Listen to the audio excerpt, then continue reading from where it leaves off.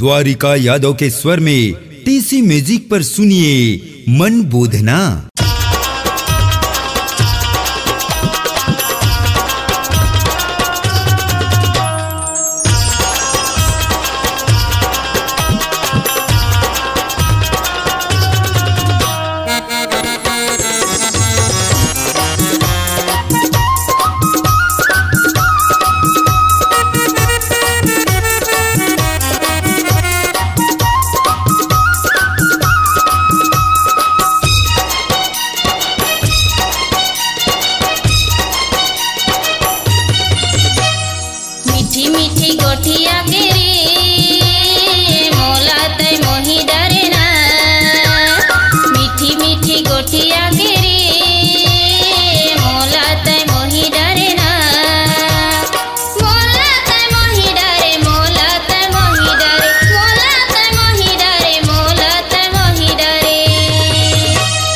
मीठी मीठी गोठिया के ओ मोला त मोही डरना।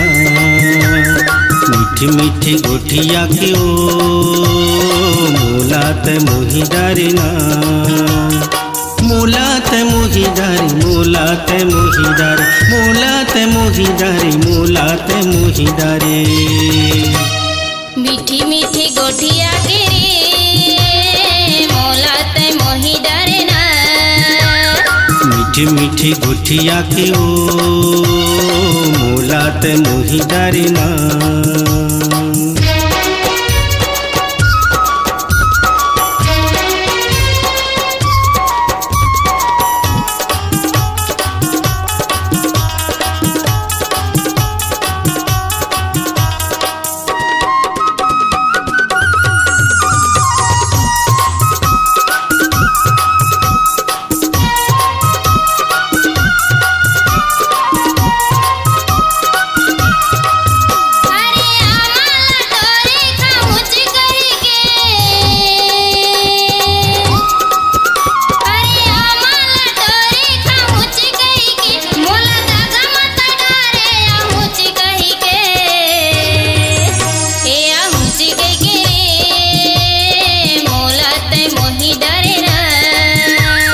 मीठी मीठी गोठिया के ओ मोला त मोही डरना।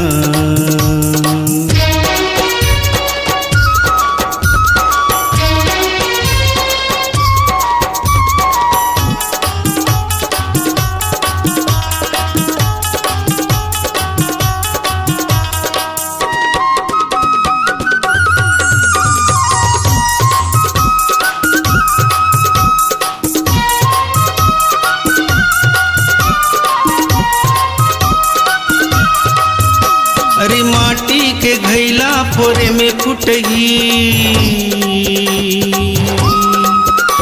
अरे माटी के घैला फोरे में फुटही। तोर मोर दोस्तारी मरे म छुटही। ए मरे म छुटी ओ मोला त मोही डरना। मीठी मीठी गोठिया के रे मोला त मोही डरना।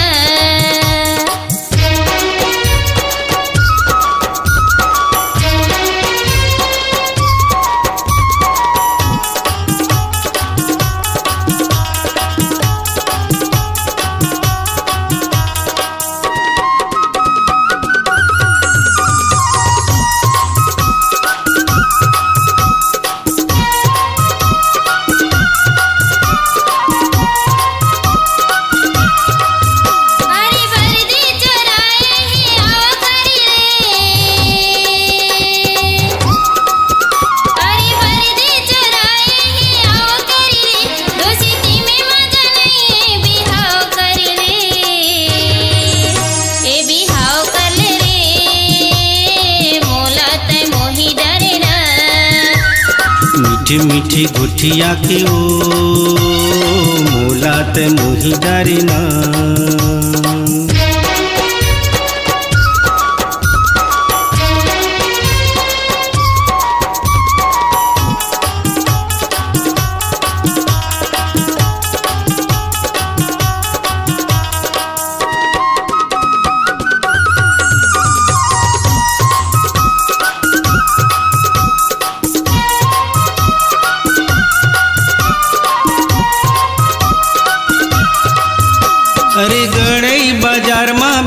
बिसाए भड़वा, अरे गड़ई बाजार में बिसाए भड़वा, आवन दे अक्ति गड़िया हूँ मड़वा, ये गड़िया हूँ मड़वा मोला ते मोही डारे ना। मीठी मीठी गोठिया के रे मोला ते मोही डारे ना, मोला ते मोही डारे, मोला ते मोही डारे, मोला ते मोही डारे, मोला ते मोही डारे। मीठी मीठी गोठिया के ओ मोला ते मोही डारे ना, मीठी मीठी गोठिया के ओ मोला ते मोही डारे ना, मोला ते मोही डारी, मोला ते मोही डारी, मोला ते मोही डारी, मोला ते मोही डारी। मीठी मीठी गोठिया के रे मोला ते मोही डारे ना, मीठी मीठी गोठिया के ओ मोला ते मोही डारे ना, मीठी मीठी गोठिया के रे मोला ते मोही डारे ना, मीठी मीठी गोठिया के ओ मोला ते मोही डारे ना, मोला ते मोही डारे ना। अपनी आवाज को दीजिए एक नया मुकाम, डिजिटल रिकॉर्डिंग की दुनिया का जाना पहचाना नाम स्वरांजलि, जहां गूंजती हैं ध्वनियां अपनी माटी की सौंधी सुगंध के साथ, छत्तीसगढ़ी संगीत के विविध रंग जो पहुंचाते हैं पूरे प्रदेश में डिजिटल रिकॉर्डिंग के संग। स्वरांजलि स्टूडियो, नेमीचंद गली नंबर 2, गंजपारा, रायपुर।